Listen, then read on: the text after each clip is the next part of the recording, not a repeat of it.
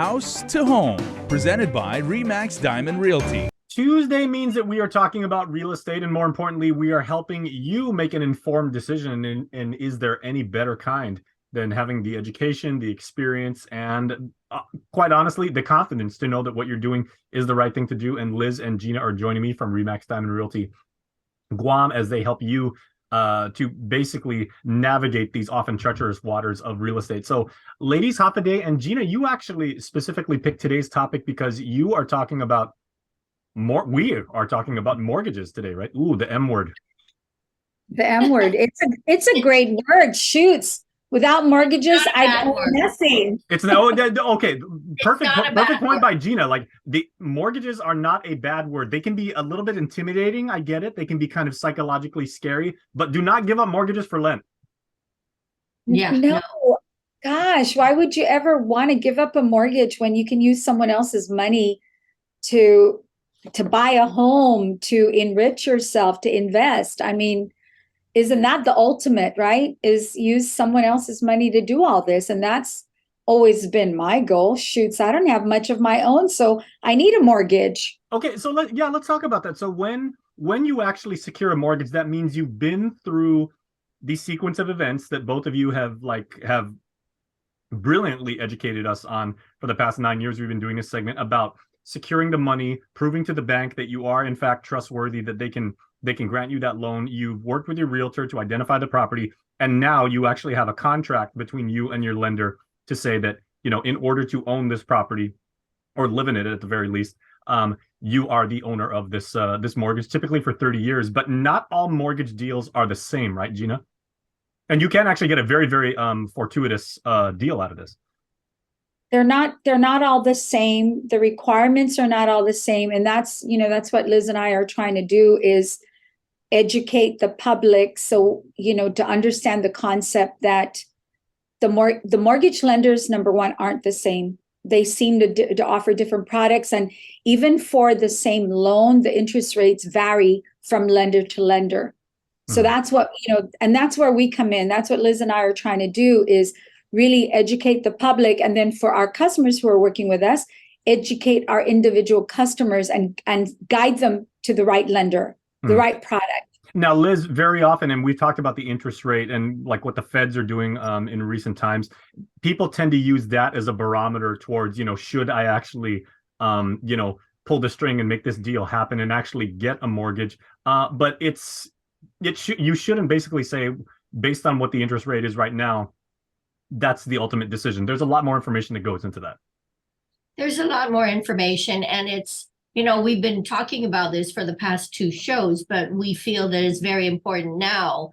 We were expecting the interest rates to drop a bit more, but it's pretty much stayed stable, at 6.7 right now in terms of the interest rates.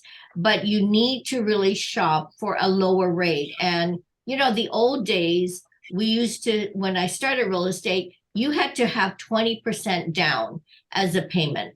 And now it's changed where you're able to get a 90-10 loan or a 95, 5% down. And then there's also a 97-3, which is 3% down. But of course, on top of these fees that you put down, there's additional costs.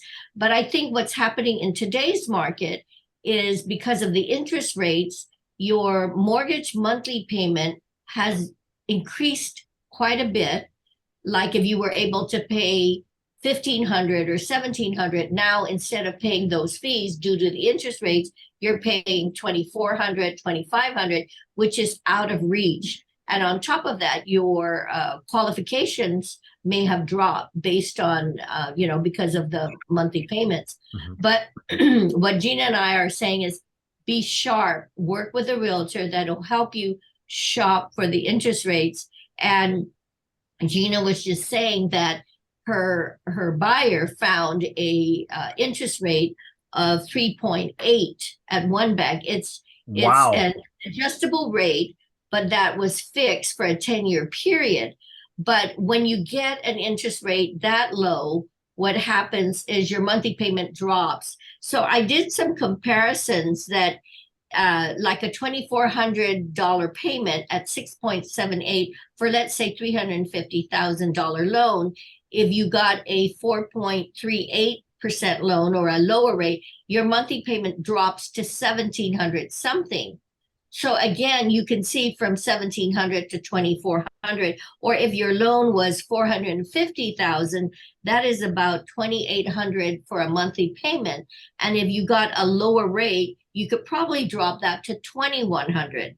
And like we've said on the show before, you know, the numbers that you're throwing out and the way that you're arriving at them, this is not differential calculus. You know, anyone can do this. It's basically like simple arithmetic, and you can clearly see when you have a deal that you probably should act upon. That's right. And it's about shopping. And for you as a layperson running around, sometimes it's overwhelming and inundated with facts and figures. But if you have a good realtor helping you through the process, they can refer you to different banks that have lower interest rates or adjustable rates, and kind of explain, if you did this, this is what your monthly payments will look like. And then after a period of time, you can refinance it. So there's so many obstacles through the process, but a good realtor could help you through the pitfalls, and help you through that process. Now, Gina, my next question is, because you have intimate knowledge of this, you know, case, like you were saying. So if the interest rate is in fact like around 6.2, it's hovering around there, which it is, but that buyer that was just mentioned, you know, got a deal of a adjustable rate mortgage at what, 3.8? 3.75. 3.75. Okay, I was rounding up, sorry. And they got 3.75. What were the criteria that buyer had about their own financial portfolio, or their like, let's call it like their fitness to be able to qualify for that? And could the same thing happen to me? Yeah, you're you're correct in calling it fitness. It is a fitness test. And that fitness test, the most important part of the fitness test is your credit score. And Liz pointed that out. Without a very strong, I'm noticing the lenders will say, okay, if your credit score is from this number to this number, we can offer you this rate. From this number to this, it's this rate. So absolutely, the higher your credit score, the lower you're able to negotiate with the lender for a better interest rate. Not on the fixed rate mortgages, of course, because, you know, that's why they're called fixed rates. Mm-hmm. It's going to be locked in at that rate. You might be able to buy a discount, yes, but that's something, you know, we could get into. But I think what we're trying to stress is that, you know, with our years of experience in real estate, we have been through these loan processes with our buyers over and over again. Over time, we've learned what you could do to negotiate with the lenders, what is negotiable. And then from there, we know which lender is offering what products. So like, for instance, my customer, what I did in advance, I already knew they were looking at the home. I already, you know, had information about what they were able to put down and possibly their credit score, right? I mean, I didn't have the number, but I had we had an understanding of what it might be. Mm-hmm. And so from there, as they looked at homes, I was in the background shopping for mortgage lenders. So I called different banks and You're doing what Amazon basically does. It says if you qualify at a certain rate, you're recommending, based on that fitness, as you said, products that then match up to you. You're basically like eHarmony. You're like a dating service for homes. It's a dating service for mortgages. Yeah. It is about chemistry, for real. Chemistry. Well, for me, it's about rates. And, you know, with some of my customers, I ask them, what are you sensitive about? Are you sensitive about down payment, or are you sensitive about the rate, therefore your monthly mortgage payment? Mm-hmm. And I always tell people, you know what? You know, don't just go in and ask what you qualify for, because yeah, that's important because it tells you what you could go out and buy.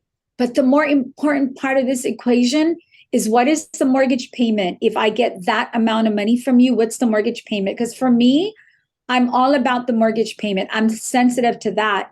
I may not necessarily want to pay $3,000 a month so I could be in a home. I might want to pay $25,000. And so I give them a list of questions to ask their lender. and then I send them to the different lenders. That's what we do, and that's what a good realtor should do for you. There you go. Okay, now Liz, what about some people who still are kind of on the bubble and they said the interest rate scares me, or maybe I've got like commitment issues and the fact that like a 30-year loan like really, you know, makes the hairs on the back of my neck stand up. Could I actually use this transitional time as an opportune let's call it an era, right? Or a phase to improve my credit score so that hopefully when the interest rate does in fact stabilize, I can then qualify for more favorable loans. Yes, Yeah. the credit scores are critical. And we've had people who've had bad credit in the past. And then we would tell them there is a way to repair it, provided, of course, you've paid your bills, even though you're late. And if you've never had credit, apply for a credit card and then make payments on a regular basis, whether you need the money or not. Apply for a credit card to establish your credit. And then once you've established your credit, because I'll tell you, banks will not loan to you if you do not have a history of credit.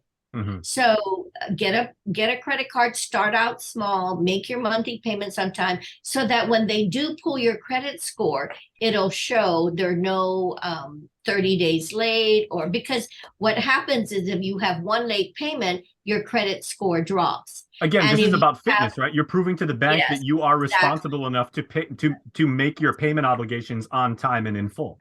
That's right. And if you had, let's say, a credit ability of, let's say, 100,000, but you've used part of that up, the majority of it, then what that does, it brings down your credit score. And as you make, let's say you decided to make a $20,000 payment, when you pay that, what does that do? It increases your credit score. So there's an ebb and a flow with your credit score. It goes up, it goes down, it goes up. And I mean, I see it on my credit cards. They say, oh, your credit score has improved because I've made a big payment. Or if I make a charge, then it says there's an adjustment to your credit score. And the other item to bear in mind, when you apply for loans, doesn't matter where, small or big, it'll flag it in the on your credit score that there's inquiries, which means it could affect again your credit score. It'll drop. That So kind of stuff these can come back to bite you in the butt Yes, if you bounce the exactly. check when like me, because I was young and stupid in college, right? I bounced the check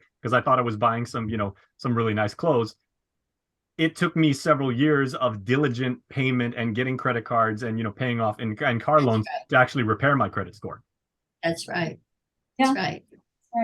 Okay, so Gina, I think if we take away anything from this, it's mortgages are not the scary word. Like, again, another M word. Mortgages are not monsters. They're actually they're set up and they're deals to be very, very favorable to you, and we should see them as such. I personally would much rather use a mortgage, and if I have savings, I'd leave that in the bank, use the mortgage, because there are so many pluses to having a mortgage. Number one, you keep your money in the bank and not utilize it. So if you truly had an emergency like we did with COVID, and some of us weren't able to work because of, you know, COVID, you have that as your backup plan. Plus, the interest for most people is tax deductible. So, you know, it is a benefit there. And I just always have enjoyed the concept of using other people's money to benefit myself. So, yeah, I promote that idea. There you go. And that is the essence of capitalism. And there's nothing wrong with that. Mortgages are our friend. Let's see it that way. Absolutely. Okay, so Liz and Gina, once again, giving us not only sound financial advice, sound insight on the real estate market, but also peace of mind. There you go. Okay, let's mortgages are nice. Mortgages are your friend. Okay, we're getting towards No time. there you go. We're going towards real estate nirvana here on this show. So thank you everybody for watching. Ladies, thank you so much. I really appreciate it as always. Thanks, Jason. Jason, just one more thing. I Yes, saw ma'am. your vision book program the other day. Yeah, with Natalia. Yeah. It was wonderful. Oh, okay. Well, let me ask you before I let you guys go. Do you guys do vision boarding as realtors too?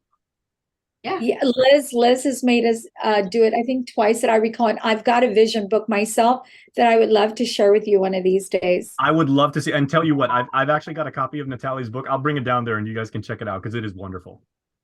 All right, thank you so much. I'll see you guys soon. Hey, things do happen. You can make your dreams come true. There you go. And get the house of your dreams as well.